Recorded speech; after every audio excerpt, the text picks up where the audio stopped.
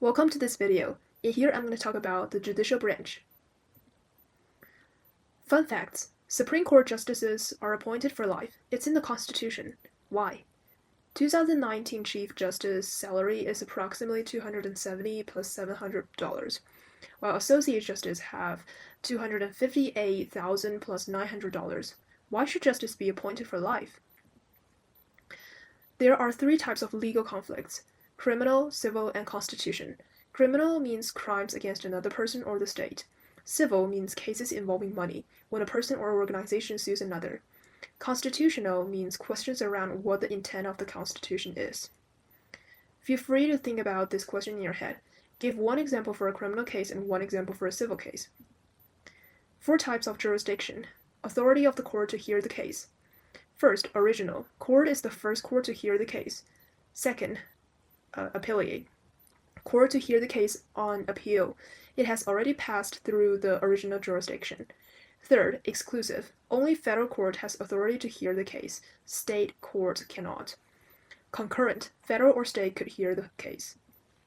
Parties involved. The parties involved in the conflict are A. Plaintiff, an individual or group of people who bring a complaint or civil against another party to court. B. Defendant, the party who defends against a complaint, crime or civil. C. Prosecution, the government body who brings a criminal charge against a defendant, criminal.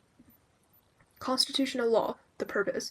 Judges must be impartial. Either a judge or a jury may hear a case. Which amendment does this apply? The court must interpret law. Court decisions establish a precedent. Guidelines for how similar cases should be decided in the future. Most legal disputes and violations of law are decided in district courts. A plaintiff or defendant has the right to appeal a case if they believe the decision made by the court of original jurisdiction is unjust. Federal courts. Federal courts have jurisdiction over 2 kinds of cases. First, subject matter. Cases involving a question concerning interpretation of federal law or the Constitution. Second, parties. Cases where one or more of the parties are the United States, a state suing another state, citizen of one state suing a citizen of another state, a citizen suing a foreign government.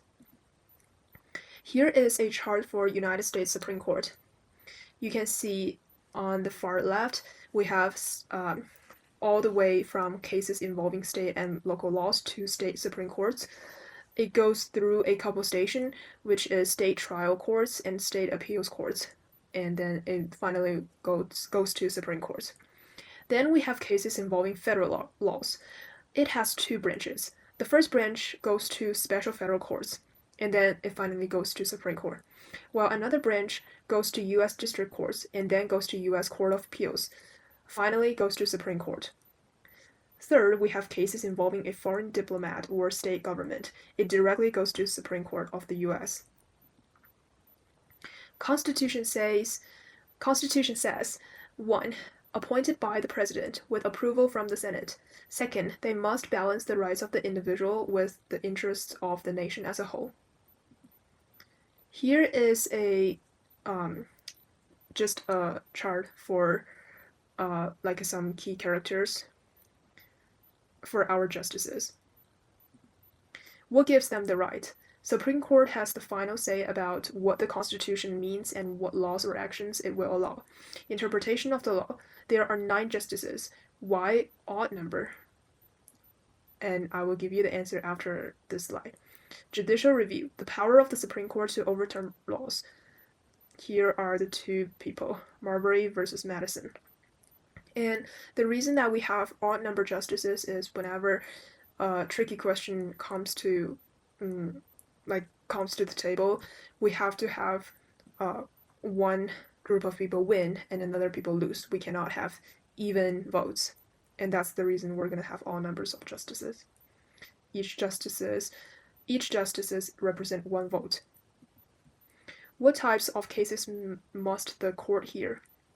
A. Appeals from federal and state courts that involve the federal government or federal laws. B. Those cases for which it is the court of original jurisdiction.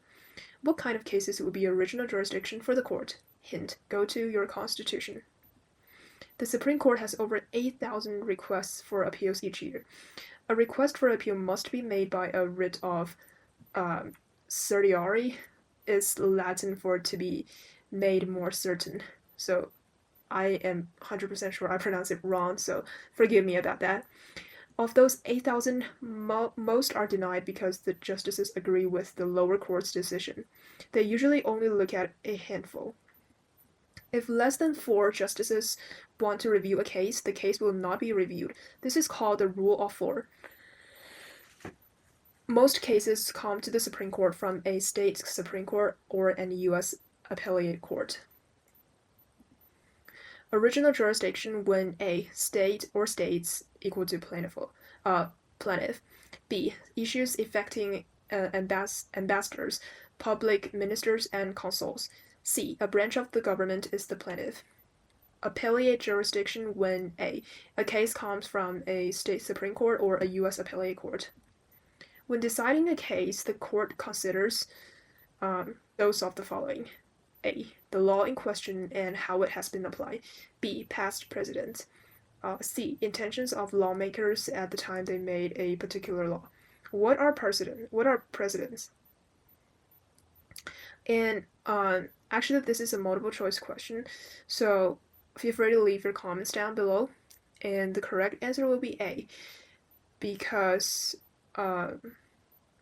no, actually, I'm not going to tell you the answer right now, so ignore what I just said. But feel free to leave your comments.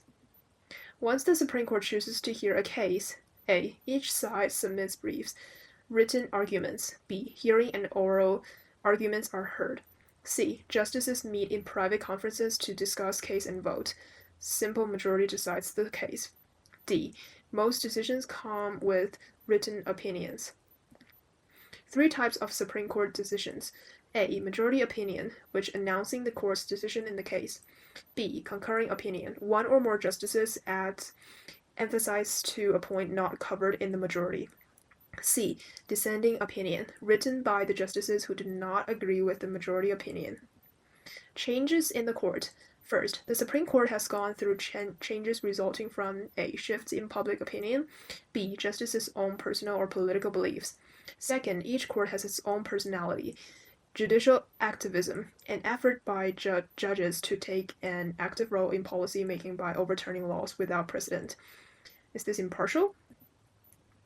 Here is a big idea question before you turn off this video.